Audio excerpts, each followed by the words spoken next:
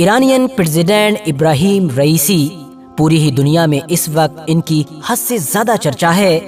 چرچا اس لیے کیونکہ 19 مئی 2024 کے دن ایک ہیلی کاپٹر حادثے میں ان کی ڈیتھ ہو گئی ہے۔ اس حادثے میں پریزیڈنٹ کے علاوہ ان کے کچھ اور ساتھیوں کی بھی جان گئی، جس میں ایران کے فورن منسٹر بھی شامل تھے۔ ویسے دوستو، ان کی وفات کی اتنی زیادہ چرچا ہونے کے پیچھے ایک وجہ یہ بھی ہے کہ کیونکہ پچھلے کچھ وقت سے یہ مسلم دنیا میں کافی زیادہ ایکٹیو نظر آئے، وہ چاہیں فلسطین کا معاملہ ہو یا مسلم دنیا کا کوئی دوسرا ایشو، ہر معاملے میں ہی اگر پوری طرح سے نہیں تو کم سے کم باقی مسلم دیشوں سے زیادہ ایکٹیو نظر آئے۔ یہی وجہ ہے کہ مسلم دنیا میں رہنے والے زیادہ تر لوگوں کے دلوں میں ان کی ایک الگ پہچان اور اہمیت بن چکی تھی، اور مسلم دنیا کے علاوہ بھی ویسے بھی یہ ایران جیسے ایک بڑے اہم اور طاقتور دیش کے پریزیڈنٹ تھے، تو ظاہر ہے دنیا بھر میں چرچا ہونا لازمی بات ہے۔ ایران کے لحاظ سے دیکھیں تو یہ ایران کے دوسرے سب سے طاقتور انسان تو تھے ہی، مگر ساتھ ہی بہت جلد ہی ایران کے سب سے طاقتور انسان یعنی سپریم لیڈر بھی بننے جا رہے تھے، کیونکہ ان کی کامیابیوں اور ان کی بڑھتی ہوئی شہرت کو دیکھ کر لگ بھگ یہ کنفرم ہو چکا تھا کہ موجودہ سپریم لیڈر علی خامنئی کے جن کی عمر آلریڈی حد سے زیادہ ہو چکی ہے، ان کے بعد اس گدی پر ابراہیم رئیسی ہی بیٹھیں گے۔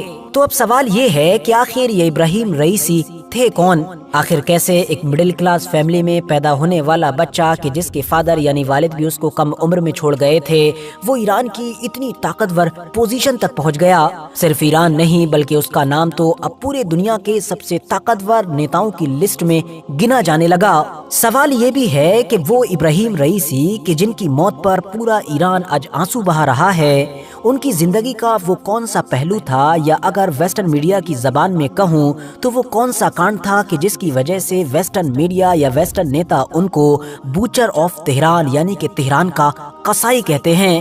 تو چلیے آج کی اس چھوٹی سی ویڈیو میں ہم ابراہیم رئیسی صاحب کی پوری ہی زندگی پر نظر ڈالنے کی کوشش کرتے ہیں۔ ویڈیو میں آگے بڑھیں اس سے پہلے میں آپ لوگوں سے ایک چھوٹی سی ریکویسٹ بھی کرنا چاہوں گا کہ آپ لوگ میرا سیکنڈ چینل کہ جس پر میں ہسٹری نہیں بلکہ مینلی نیوز وغیرہ کور کرتا ہوں، اس کو بھی ضرور سبسکرائب کریں۔ ڈسکرپشن اور کامنٹس باکس میں لنک مل جائے گا، باقی یوٹیوب پر ساجد زہیب لکھ کر بھی سرچ کر سکتے ہیں۔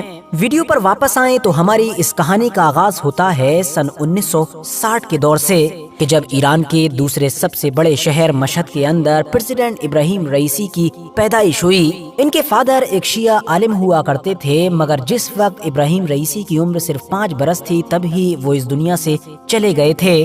شیعہ گروپ کے مطابق ابراہیم رئیسی کی جو بلیک پگڑی ہے وہ اس بات کی طرف اشارہ کرتی ہے کہ وہ آل رسول صلی اللہ تعالی علیہ وسلم یعنی کہ پروفیٹ حضرت محمد صلی اللہ تعالی علیہ وسلم کی نسل سے ہیں۔ اپنے فادر کے نقش قدم پر چلتے ہوئے ہی انہوں نے بھی اپنی تعلیم کا آغاز ایک مدرسے سے کیا۔ یہ وہی دور تھا کہ جب ایران کے اندر آلریڈی رضا پہلوی کی اس حکومت کے خلاف پروٹیسٹ شروع ہو چکے تھے کہ جو حکومت ویسٹرن کنٹریز کے اشارے پر چلا کرتی تھی۔ ان سارے پروٹیسٹ اور اس پورے آندولن میں ابراہیم رئیسی نے بھی بڑھ چڑھ کر حصہ لیا۔ 1979 یعنی 1979 میں فائنلی یہ آندولن کامیاب ثابت ہوا، رضا پہلوی کی حکومت کا تختہ پلٹ ہو گیا اور وہ نیا ایران وجود میں آیا کہ جس کو آج کے دور میں ہم لوگ اپنی آنکھوں سے دیکھتے ہیں۔ اس کرانتی کا حصہ رہنے والے ابراہیم رئیسی نے کرانتی کے بعد بھی اپنی پڑھائی لکھائی جاری رکھی، اور اس کے بعد ہی انہوں نے لاء میں ڈاکٹریٹ کی ڈگری لی، اور اس کے بعد جوڈیشری یعنی کہ نیائے پالیکا کا حصہ بن گئے۔ اس دور تک بھی ابراہیم رئیسی صاحب کی عمر صرف اور صرف 25 برس تھی۔ اسی دور میں ہی اچانک سے ایران کے اندر ایک مجاہدین خلق نام کے اسلامی بامپنتھی گٹ کا ابھار ہوا۔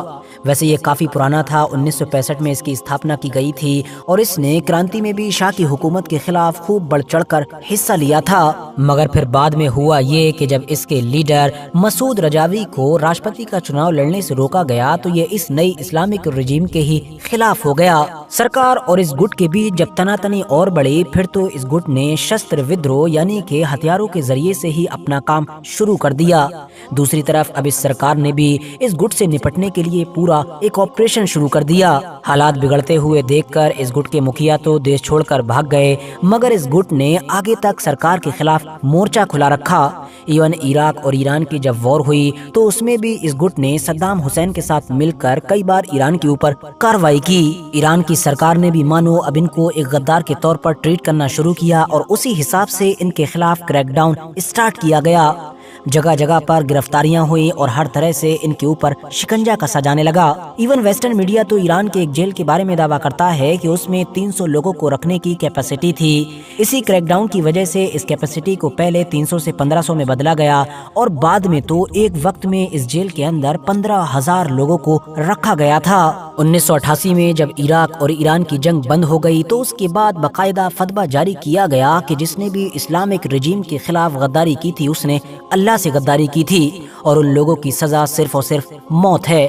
बस उसी के बाद ही इन जेलों में बंद लोगों की जांच पड़ताल शुरू कर दी गई और जांच पड़ताल के बाद जिसके बारे में भी ये साबित हो जाता कि उसने मुखालिफ गुट का साथ दिया था उसको फौरन उस जगह पर भेज दिया जाता था कि जहां पर मौत की सजा दी जाती थी। ये पूरा मामला अगले 5 महीने तक चलता रहा था और इस पूरे दौर के अंदर लगभग 29 से 30 हजार लोगों को फांसी के फंदे पर चढ़ाया गया। अब इस पूरे मामले में प्रेसिडेंट इब्राहिम रईसी का एंगल ये है कि दरअसल उस दौर में ईरानियन गवर्नमेंट की तरफ से जो एक लॉ कमेटी बनाई गई थी इस पूरे मामले को देखने के लिए, तो इब्राहिम रईसी उस कमेटी के 4 जजों में से एक जज थे।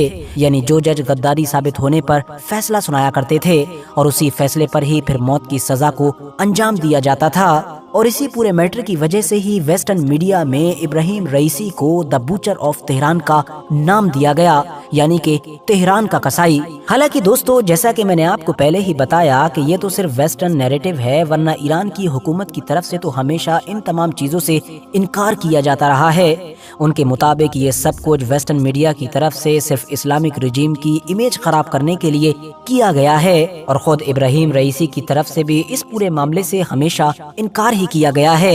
1990 के दशक में इब्राहिम रईसी को जनरल इंस्पेक्शन ऑर्गेनाइजेशन का मुखिया बनाया गया, जिसका काम होता है सरकारी एजेंसीज को देखना कि वो कानून के हिसाब से काम कर रही हैं या फिर नहीं।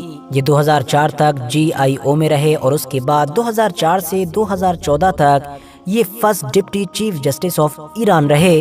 2014 से 15 के बीच उनको ईरान का अटॉर्नी जनरल भी बनाया गया। इसके बाद इनको अस्तान कुद्स रजावी नाम के एक ट्रस्ट का चेयरमैन बना दिया गया। ये दरअसल वही ट्रस्ट है कि जो ईरान की अहम और खास दरगाहों की देख रेख करता है या कह सकते हैं कि उनको कंट्रोल करता है। 2019 में ये ईरान के चीफ जस्टिस बने और फिर 2021 में फाइनली इन्होंने ईरान की राष्ट्रपति का चुनाव लड़ने का फैसला किया और 72% के साथ जीतकर ईरान के राष्ट्रपति बने।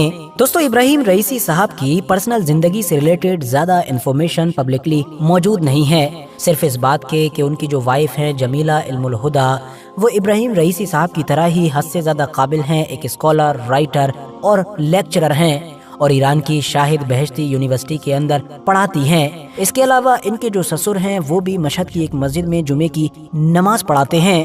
अब सवाल ये भी उठता है कि आखिर इब्राहिम रईसी ने इतने कम वक्त में ईरान के अंदर ऐसा भी क्या किया कि उनको इतनी ज्यादा शोहरत मिली और उनका इतना ज्यादा असर बढ़ गया कि उनको तो अब डायरेक्ट अली खामनाई का असली सक्सेसर यानी कि सुप्रीम लीडर की गद्दी का अगला हकदार माना जाने लगा। तो दोस्तों, वजह ये थी कि 2021 में जब इब्राहिम रईसी ने ईरान की गद्दी संभाली तो उस वक्त ऑलरेडी ईरान वेस्टर्न कंट्रीज के सैंक्शंस की वजह से काफी लड़खड़ा रहा था। उनके ऊपर सबसे पहली जिम्मेदारी तो यही थी कि या तो वो इन सैंक्शंस को कम कराएं या फिर कोई ऐसा तोड़ निकालें कि जिससे इन सैंक्शंस का असर ही खत्म हो जाए। इब्राहिम रईसी के दौर में लगे हुए सैंक्शंस कम या फिर खत्म तो नहीं हुए, लेकिन उन्होंने इसका तोड़ जरूर निकाला जिससे ये सारे ही सैंक्शंस लगभग बेअसर दिखने लगे और इसका तोड़ इन्होंने डिप्लोमेसी से निकाला। यही वजह है कि बहुत सारे लोग इनको ईरान का अब तक का सबसे बड़ा डिप्लोमेटिक खिलाड़ी भी मानते हैं। इन्होंने सबसे पहले तो चीन की मदद से उस सऊदी अरबिया से ही हाथ मिला लिया कि जिसके साथ ईरान की दोस्ती फ्यूचर में कभी भी लगभग नामुमकिन मानी जाती थी। UAE के साथ भी रिश्ते अच्छे किए। इसके अलावा इंडिया के जो दुनिया की नई उभरती हुई ताकत है उसके साथ भी इन्होंने हद से ज्यादा मजबूत रिश्ते बनाए। बल्कि इब्राहिम रईसी के दौर में ये भी कह सकते हैं कि इन्हीं की वजह से इंडिया और ईरान के रिश्ते हिस्टोरिकली सबसे ऊंचाई पर पहुंच गए। खुद इंडिया के मुताबिक भी अभी जो चाबहार पोर्ट डील हुई हुई थी, जिसको हिस्टोरिकल माना गया, जो इतनी बड़ी डील थी कि अमेरिका को धमकी तक देना पड़ गई, वो भी इब्राहिम रईसी की वजह से ही कामयाब हो पाई थी। बात करें पाकिस्तान की, तो पाकिस्तान ईरान के बीच 2009 में एक गैस की पाइपलाइन बनाने का समझौता हुआ। ईरान ने तो अपनी साइट की 2011 तक कंप्लीट भी कर ली, मगर पाकिस्तान बनाने के लिए तैयार नहीं था, क्योंकि उसके ऊपर अमेरिका का प्रेशर था और वो बार बार यही कह रहा था कि सैंक्शंस की वजह से हम कैसे बनाएं। मगर अपने बिल्कुल आखिरी दौर में इब्राहिम रईसी ने जो पाकिस्तान का दौरा किया, उससे ये कंफर्म हो चुका था कि पाकिस्तान वो गैस पाइपलाइन बनाने जा रहा है। चाइना, रशिया, ईरान और नॉर्थ कोरिया का एक ऑपोजिट ब्लॉक, मतलब जो अमेरिका के एम्पायर को चैलेंज करने के लिए ही तैयार हुआ है, वो दुनिया के सामने कम्प्लीटली उभर कर इन्हीं के दौर में आया। इधर जब रशिया और यूक्रेन की जंग शुरू हुई, जिसके शुरुआत में यही महसूस हो रहा था कि रशिया आसानी के साथ यूक्रेन को हरा देगा, मगर कुछ वक्त के बाद ही जब पूरे यूरोप और अमेरिका ने बड़ी तेजी के साथ यूक्रेन को सपोर्ट करना शुरू किया, तो फिर रशिया उलझने लगा। इवन एक वक्त तो ऐसा लगा कि मानो रशिया ही पीछे की तरफ जा रहा है, जिसके बाद अचानक से फिर जंग में बड़ा मोड़ आया और रशिया ने बड़ी तेजी के साथ बढ़त बनानी शुरू की। वेस्टर्न मीडिया ने जब रशिया के इस कमबैक पर रिसर्च की, छानबीन की और ये पता लगाने की कोशिश की कि रशिया इतने सारे देशों को अकेले कैसे टक्कर दे रहा है, तो फिर राज ये निकल कर सामने आया कि ईरान लगातार उसको ड्रोन्स वगैरह की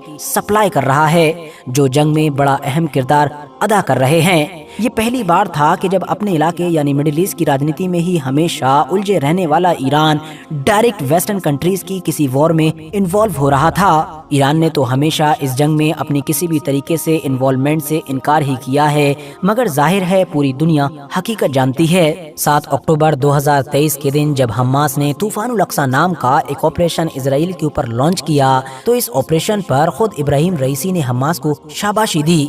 इवन लगातार हमास को सपोर्ट करना जारी रखा। जब इजराइल के हमले गाजा के ऊपर तेज हुए, तो राष्ट्रपति ने धमकियां भी दी।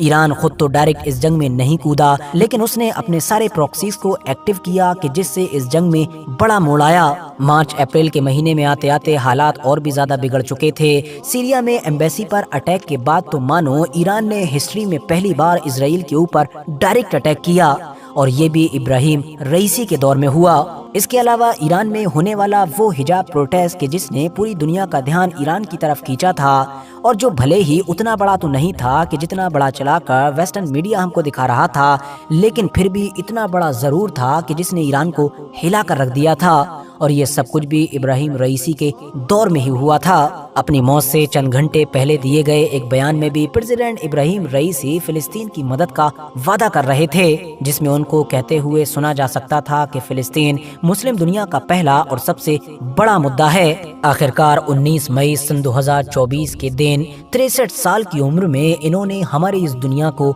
अलविदा भी कह दिया। फिलहाल ये थी प्रेसिडेंट इब्राहिम रईसी की कहानी। वीडियो को यहीं पर खत्म करते हैं। वीडियो अगर जानकारी से भरपूर लगी हो तो लाइक करने के साथ साथ दोस्तों के साथ जरूर शेयर करें, और ऐसी ही वीडियोस आगे भी देखने के लिए चैनल को सब्सक्राइब करने के साथ साथ बेल आइकन को भी जरूर प्रेस करें।